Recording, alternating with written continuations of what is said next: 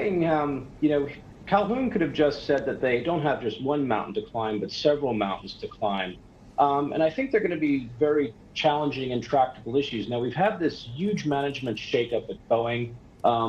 We've had several management shakeups over the year. And I really question the ability of this shaking up senior management to really address the real issues within the company, which really seem to be at kind of like the factory level, at kind of like the lower level execution area. There's all number of very serious, competent senior leaders, but it's really getting that quality control, getting everything back into the factory, and that really requires changing the company's culture. And Calhoun seems to have been unable to do that, and so it's an open question about the next leader, whoever that leader is able to do that as well.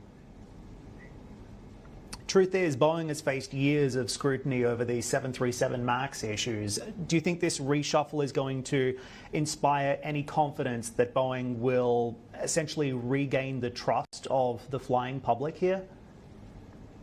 I think the reshuffle in itself will not, really do much to increase confidence in Boeing or really, appease the anger that airlines are feeling right now and all that kind of thing.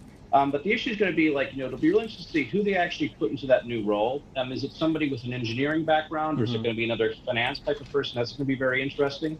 And then also we're going to see, what their concrete steps are to really get into the culture of Boeing to really ensure that, fiascos like this Alaska Air door plug incident don't happen again. And that's really about going in there and changing the culture on the factory floor. And that's a really big management ask. It seems like Calhoun was unable to do it.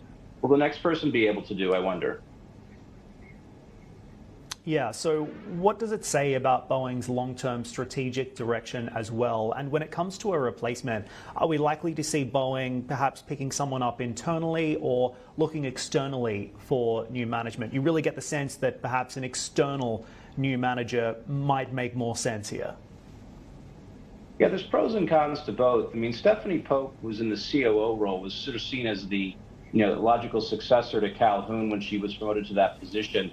But it seems like she's moving to commercial airplanes. So it's open to question who they would bring in. And I wonder, where they'll find somebody in the market to do this. Now, a fresh broom might be seen as somebody that can come in and really clean things up. But the really interesting thing is that with this change, Boeing's strategy is really up in the air. And some of the decisions that David Calhoun made, particularly around the decision to postpone a new narrow-body aircraft until the 2030s, could come back and to refocus. So you could see Boeing really start to reassess some of the decisions that were made under the Calhoun reign at Boeing. Walk me through what this means for Airbus. Well, Airbus is certainly doing very well, but Airbus has actually come out and said, the CEO of Airbus has come out and said, look, we really need a strong, healthy Boeing for a healthy aerospace system. So I don't think Airbus is really thrilled about the current state that Boeing is in. They want a nice, stable duopoly. But Airbus is in a very strong situation. I mean, their A321s are being produced very well. They're getting more orders. They're doing well on the wide body front. And they're also starting to contemplate, working towards a new narrow body as well. And that's something that, Boeing hasn't even started to contemplate. So Airbus is in a very strong situation vis-a-vis Boeing right now. What does the order book look like for both? We know that passenger demand has been steadily increasing post-COVID. Seems like the aviation industry is on a much more stable footing now. So where exactly are we going to see the most amount of orders flowing? And despite the fact that these plane makers rarely talk about each other in a negative light, is it fair to say that Airbus is going to be a net beneficiary of Boeing's problems? Yeah, I mean, Airbus certainly does benefit, even though they would never be blunt enough to admit it, from when Boeing has issues. I mean, that's clear in terms of, winning orders and so forth. But that said, though, each of these airframers has thousands of aircraft on order. I mean, they're going to be working for years to deliver these aircraft. 737s in the case of Boeing, A320s in the case of Airbus in the narrow body, then also in the wide body products as well.